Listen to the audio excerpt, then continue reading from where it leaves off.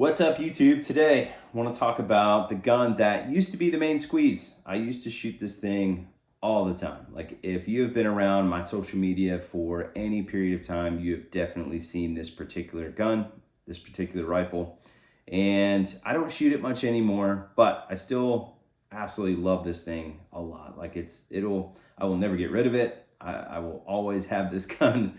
I will always, bring this thing out and shoot it from time to time, but I don't shoot it much anymore for several reasons. And I kind of wanted to go over basically the overall build and why you guys don't see this gun much anymore. So SCAR16, I bought this gun early 2013, I believe, and obviously it came with a 16-inch barrel. And I immediately shipped that barrel off to Parker Mount Machine back when Parker Mount Machine was just like a one-man operation. And had Jared chop that barrel down to 10 inches and shot this gun forever with just that 10-inch barrel. But I want to talk about the overall experience. But before I do that, let's talk about what I have on this thing, how I've got it all set up. So very, very early Parker Mount Machine stock on the back of this with a Parker Mount Machine end plate. This will be a reoccurring theme. There's Parker Mount Machine all over this gun.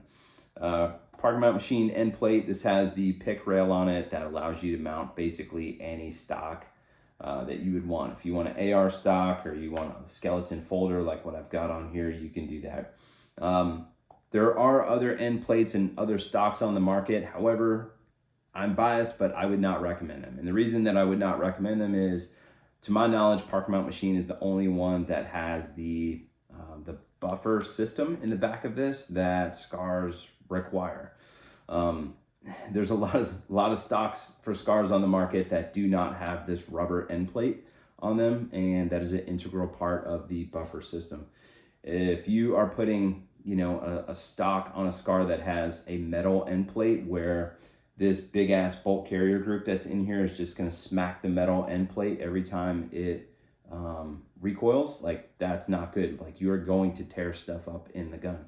I actually had one on this gun for quite a while from KDG, and it has metal end plate, and immediately, probably 5,000 rounds in, like, canted my screws on the back of the gun and on the top of the gun, just because it was just beating the crap out of itself.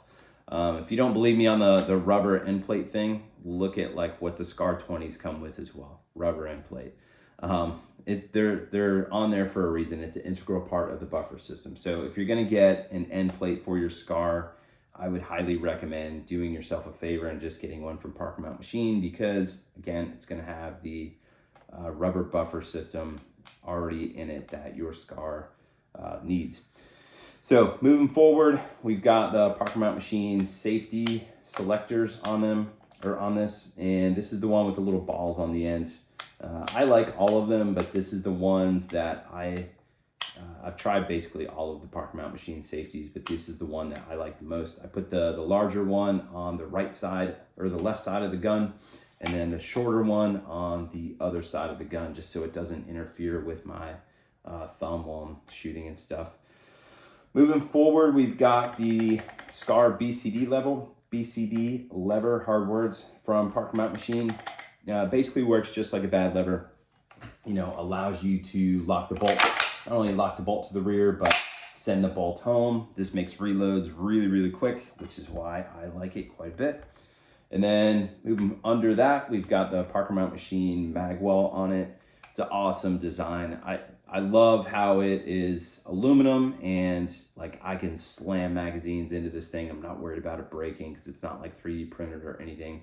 But aluminum magwell, very generous, in terms of the amount of funnel that you have, and then it's got a screw at the back. It basically is like a clamshell design. Really cool design of a magwell. The other side, I've got the Parker Mount Machine extended magazine release. So on the SCAR, the magazine release is kind of sort of far away from your index finger. It can be hard to reach at times, so the extended one is really, really nice. It's also a larger button than what comes on it. So kind of really hard to miss this thing, especially like if you've got gloves on or whatever. Moving forward, we've got the Parker Mount Machine rail deletes. So there's no M-lock except on the extended rail, but no M-lock on here and no M-lock on here. It's just the rail delete. I don't mount anything on the bottom of my guns in terms of, you know, vertical grips, hand stops. I'm not a fan of any of that crap. I just want my guns to be completely slick. And so I put the rail deletes on it. It makes it a lot slimmer package as well, which I tend to like. Moving forward, we've got the MRE XL rail. The MRE XL rail is just a little bit longer than the regular MRE rail. The regular MRE rail cuts off about right here. So this has a 12.5-inch barrel in it, which is why I've got the extended one on it. Now, this is on its third barrel, and the first barrel I probably put, I don't know, somewhere around 30 to 40,000-ish rounds, the majority of them being suppressed, and probably 95 to 100%, to be honest, steel case ammo. So tool ammo, regular steel case Wolf, that was pretty much all I shot through this thing, mostly suppressed. And so the barrel lasted for quite a while. Started keyholing, and so sent another barrel off to Parker Mount Machine, had them chop it. Another barrel that I had them chop to 10, and then shot it for quite a while, and then kind of set this gun down for a little bit. I've got other stuff that I use quite often now, and this gun just kind of doesn't do a whole lot anymore. But that 10-inch barrel, I actually took this gun to a class with that 10-inch barrel in it. I had a Otter Creek Polonium K on it, which is a great can, and all of a sudden the gun just started choking. Like, I shot this gun up until I went to the class, and then took it to the class, and then the gun did not want to work for whatever reason. Today I still don't know why this gun was not working there. I'm shooting like PMC 223, which is fine. Like, I shoot that through my other stuff as well. It shoots through this gun currently just fine, but with that 10-inch barrel in it, for whatever reason, it was just choking. Like, the rounds were barely ejecting out of the gun. It would fire, but again, they would barely eject. I was getting stovepipes, etc. Even on different gas settings, can on, can off, cleaned it, no dice, right? Like, did not want to run. Got home, same exact story, dove into it. Like, I could not figure it out. Up front, like, I've never changed the gas rings in this, and I probably have somewhere around 100K on this gun, so take that for what it's worth. But switched the barrel out to this 12.5-inch barrel, and the gun runs just fine. So I'm assuming that there was something happening with that older barrel, that the second 10-inch barrel in this gun, that it was just not agreeing with. There's not a whole lot of things that could be wrong with it because of how simple these things are. Like, there's barely any moving parts in these SCARs. But anyway, it runs 100% now, suppressed, unsuppressed, whatever. Runs just fine now. But my overall experience with SCARs has been very, very good. I have 3 SCARs, this one, a SCAR17, and a SCAR20 and 6.5 Creedmoor. I am a massive fan of SCARs. I love the way they shoot. They're typically some of the softest shooting guns that you can find on the market. And especially if you stick a 12.5-inch barrel in it, like I've gotten this.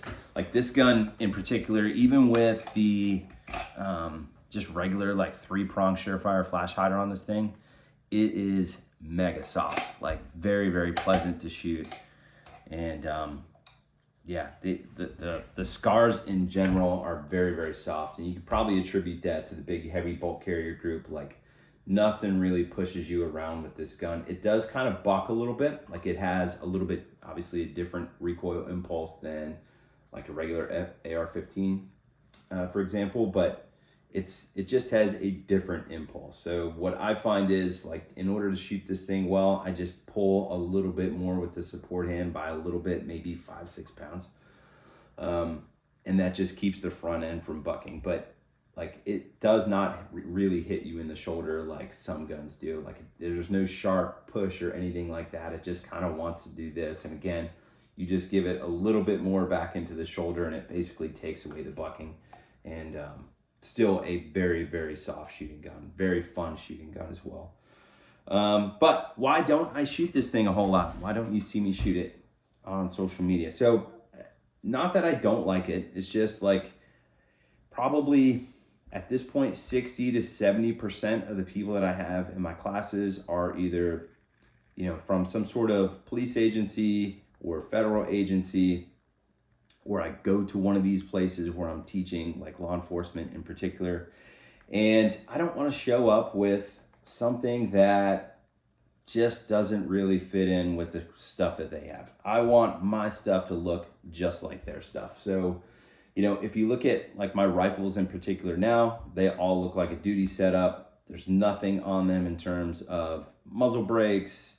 There's no adjustable gas blocks. They look just like the stuff that the people are using that I typically teach. To me, that's pretty important. I don't want to show up with a gun where they're like, number one, what the heck is that? Number two, maybe that demo went really well for him because of that muzzle brake on there, or because that gun in particular is super soft shooting, or it looks soft, or it's different, or whatever. I don't want any of those thoughts going through the heads of the people that are in my class. So I like just using the same stuff that the people in my classes have. Just pretty much a duty setup. So that's pretty much the gist of why you guys don't see this thing as much. Now, what I've got coming up for the rest of the year, I believe, is the majority pistol stuff. I don't think I have too many rifle classes left for the year, so I might bust this thing out. I might take it out, shoot it, have some fun, film some videos with it, etc. And kind of maybe rekindle the flame with the SCAR16. Anyway, that's my SCAR16. If you guys have any questions, comments, concerns, drop them in the comment box below.